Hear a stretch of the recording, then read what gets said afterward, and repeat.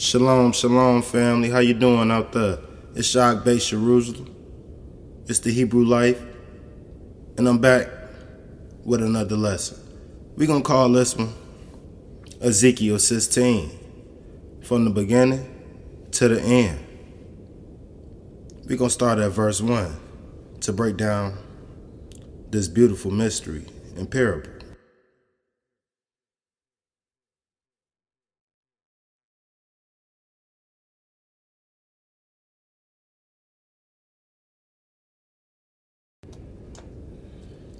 Thy birth and thy nativity is of the land of Canaan.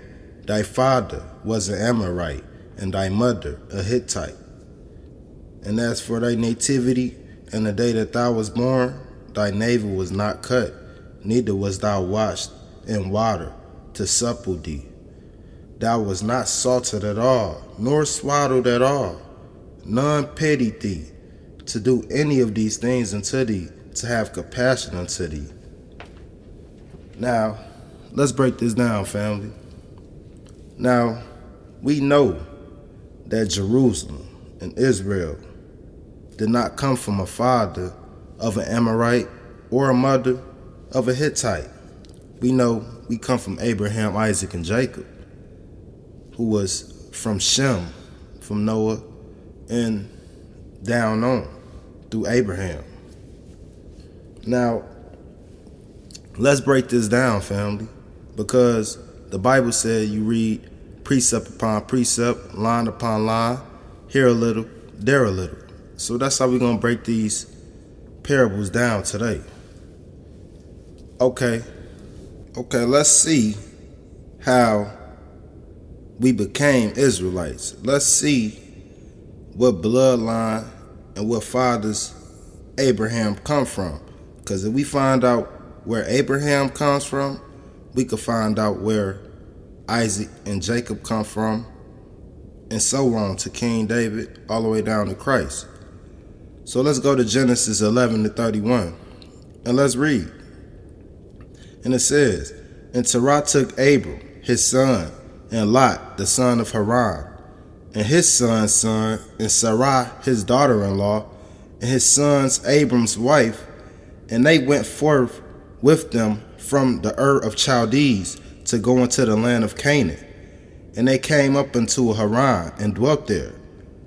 Verse 32. And the days of Terah were 205 years, and Terah died in Haran. Genesis 12 and 1.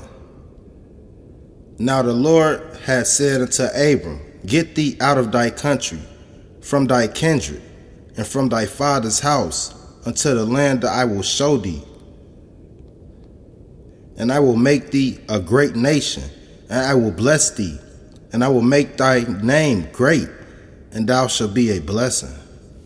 And I will bless him that bless thee, and I will curse him that curseth thee, and in thee shall all families of the earth be blessed.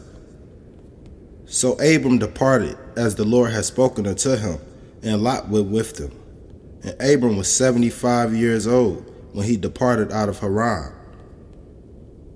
And Abram took Sarai, his wife, and Lot, his brother's son, and all their substance that they had gathered, and the souls that they had gotten in Haran, and they went forth to go into the land of Canaan. Into the land of Canaan they came.